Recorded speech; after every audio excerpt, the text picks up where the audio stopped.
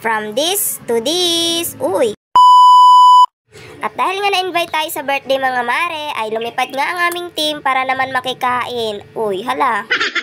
Sino ba ako para tumanggi? Kainan yun. Uy, tara.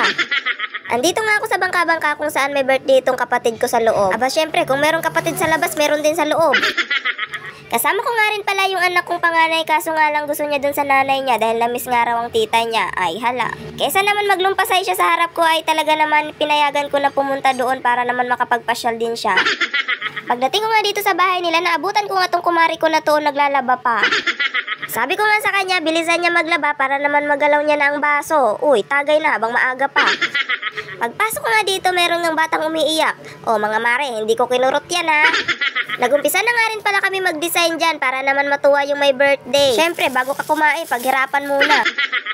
Wala nga silang ka-idea tungkol dyan, kaya naman pinakita ko na lang at ayun, nagtulungan na nga kaming gawin yan. Nagulat nga lang sila dahil meron palang paganito. Para nga naman maganda rin ang background habang kumakain. Habang ginagawa nga namin yan ay hindi talaga kami nauubusan ng pinag-uusapan. O mare, huwag kang kabahan, hindi ikaw ang pinag-uusapan.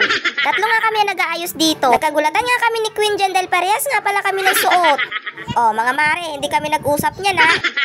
Nagulat nga lang kaming dalawa. Kaya naman sabi niya mag-picture daw kami. Pero syempre pagbibigyan natin yan mga mare. At dahil nga wala kaming pangbomba ng mga lobo, ayan, iihipan na lang namin. Ayan, mag-ihip ka, shoota ka. Happy birthday sa kapatid ko. Ayan, bukas, meron akong beke.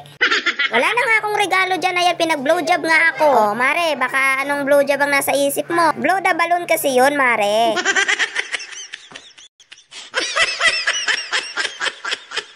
Marami-rami nga rin pala yung lobo na iihipan ko. Galingan mo mag-ihip, shoota ka.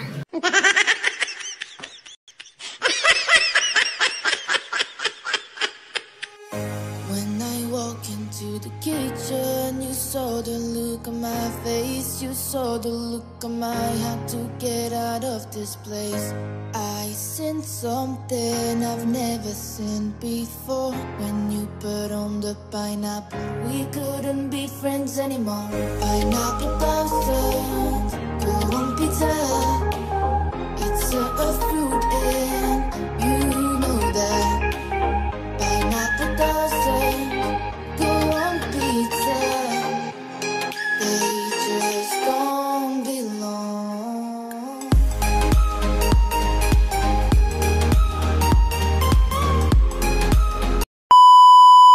Pagkatapos nga namin mga mare, ayan, nagutom nga ang kumare nyo kaya naman lumamon na siya.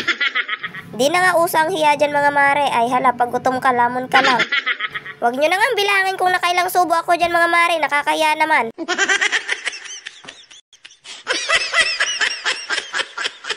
Kung ganyan naman na masarap ang ulam mga mare, ay bukas na ako magdadayet. At syempre, habang kumakain, hindi na nauubusan ng chismis mga mare.